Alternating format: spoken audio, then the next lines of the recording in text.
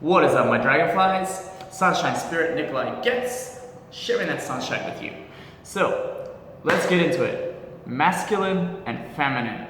Now, we get really confused with these words. These words, they're really trigger points in our society because we've been taught that men should be like this, men should be strong, not emotional, women should be caring and gentle, and very often we're parts of both at some times, and we're like, okay, so am I being masculine? Am I being feminine? Is this the right way?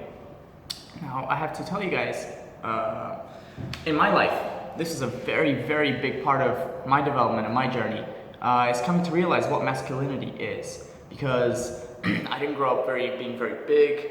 I didn't grow up with like a husky voice, being all masculine, beard. Only now, later on, I'm getting my beard, I'm like, yeah.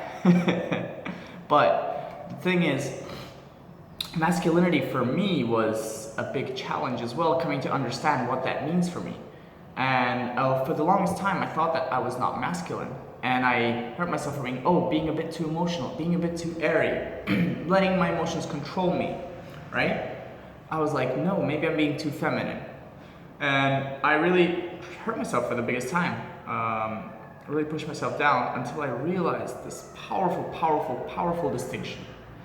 Now, when I was in a meditation with a friend of mine, I learned how to embody the divine masculine. And I learned what this means.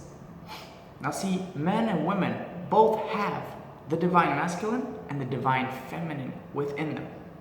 So, what is the divine masculine? What can we use to describe this?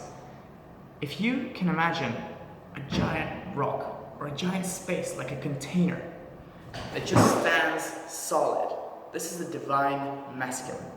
And this container, it can hold so much space that whatever emotions, whatever things are going in your life, whatever uncertainties, situations, whatever troubling shit is going on in your life, this container holds it no matter what. This is the divine masculine. I am here, I am strong.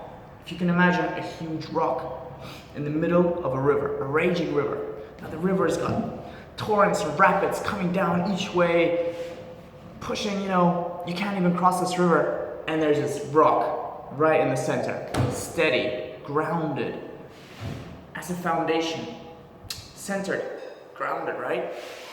This river is flowing, and what it has to do, flows around the rock. It cannot move the rock because this rock is the divine masculine. Now, what about this flow? What about this river? Well, see, this is a very good way to describe the divine feminine. You see, if you look at a lake, it can be very, very gentle, very serene, very peaceful, right? Just like the divine feminine. However, when it is in a river, when it is flowing in a river, it can be very fast, it can be very dynamic. And this is very much what the divine feminine is. The divine feminine is your emotions, your creativity, your willingness to give, to create, to bring something amazing to this world. And it is the power that you have inside of you. This is not to do with being a woman. This is with your power to create something, to destroy old barriers, to bring them down, shift yourself, to take everything you knew about your life, pick it up, and reinvent yourself. This is the divine feminine. In a way, it is very chaotic. If you can imagine a river rushing down, waterfall, hitting the rocks, super chaotic. You don't know what's going on, but it creates so much beauty, so much sound, so much music, so much passion. This is the divine feminine. And here again we come to the divine masculine, which can be like the banks of the river.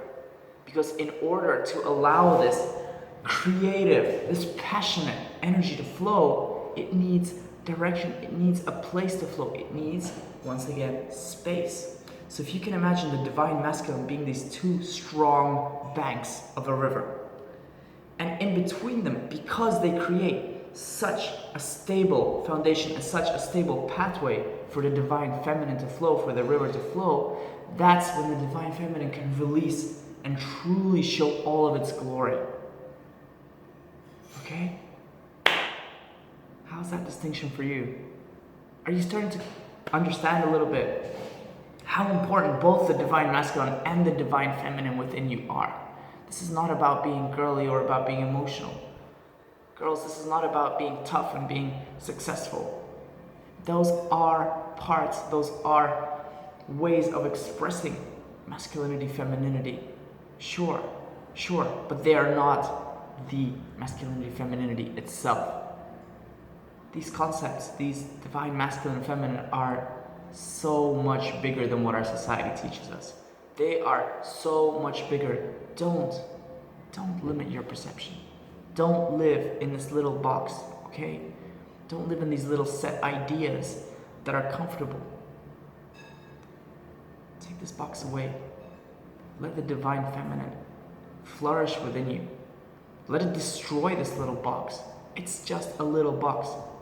Learn that inside of you, you have the biggest container for the largest body of water, the largest body of creativity, of power, of pure energy to create. So I hope this distinction helped you. I love you guys. Please share with someone who really needs to get in touch with their divine masculine or their divine feminine. And comment down below of your interpretation of how you feel about the divine masculine and the divine feminine within you. Maybe it was hard for you to learn about it. Maybe you came to a realization through a different path. So let me know. I love you guys. Woo!